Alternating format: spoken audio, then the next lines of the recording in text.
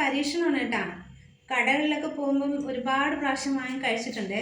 അപ്പോൾ പൈനാപ്പിൾ കിട്ടിയപ്പോൾ ഒരു കൊതിക്ക് വേണ്ടി ചെയ്തതാണ്. അപ്പോൾ നമുക്ക് നോക്കാം എങ്ങനെ ഉണ്ടെന്ന്. ഉപ്പ് പിടിച്ചിട്ട് നോക്കാവേ. അപ്പോൾ നമ്മുടെ പൈനാപ്പിൾ ഞാൻ ചെത്തി കഴുകി നല്ല വൃത്തിയായിട്ട് അരിഞ്ഞെടുത്തിട്ടുണ്ട് കേട്ടോ. നമുക്ക് ചില്ല് ഭരണി ഇല്ലാത്തത് കാരണം ഞാനൊരു 2 പ്ലാസ്റ്റിക് ഭരണിയിലാണ് ഇട്ട് വെക്കുന്നത് കേട്ടോ. അപ്പോൾ അത് കഴുകി ഉണക്കി വൃത്തിയാക്കി വെച്ചിട്ടുണ്ടായിരുന്നു. പിന്നെ അതിൻ്റെ ഓരോ കഷ്ണങ്ങളായിട്ട് ഞാൻ മുറിച്ച് നീളത്തിനാണ് കീറി വെച്ചത് കേട്ടോ. നോക്കി നിന്ന പിള്ളേർക്കൊക്കെ ഓരോ കഷ്ണം കൊടുത്തിട്ടുണ്ട്. പിന്നെ ഇനി ചൊറിച്ചിൽ, തൊണ്ട ചൊറിച്ചിൽ, നാക്ക് ചൊറിച്ചിൽ എന്നൊക്കെ പറഞ്ഞ് വന്ന് അടി കൊടുക്കുമെന്ന് ഞാൻ പറഞ്ഞിട്ടുണ്ട് കേട്ടോ.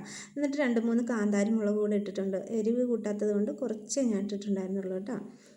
അപ്പോൾ ഇനി നമുക്ക് ഉപ്പിലിട്ടിട്ട് നോക്കാം എങ്ങനെയുണ്ടെന്ന് കേട്ടോ.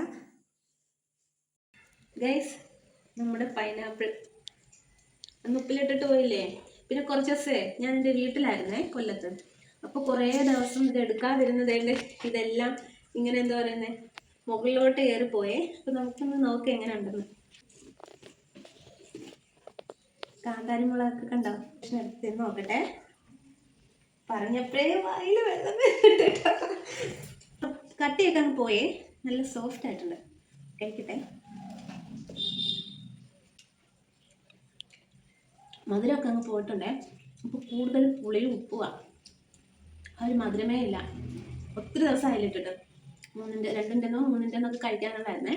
പക്ഷെ ഭയങ്കര ഇപ്പോൾ പുളി ഉപ്പുമാണ്. ഞാൻ വിചാരിച്ച ടേസ്റ്റിനെ പോലെ അല്ല. അതിൻ്റെ നേരെ ഓപ്പോസിറ്റ് ആയിപ്പോയി ഗൈസ്. കൊള്ളത്തില്ല കേട്ടോ.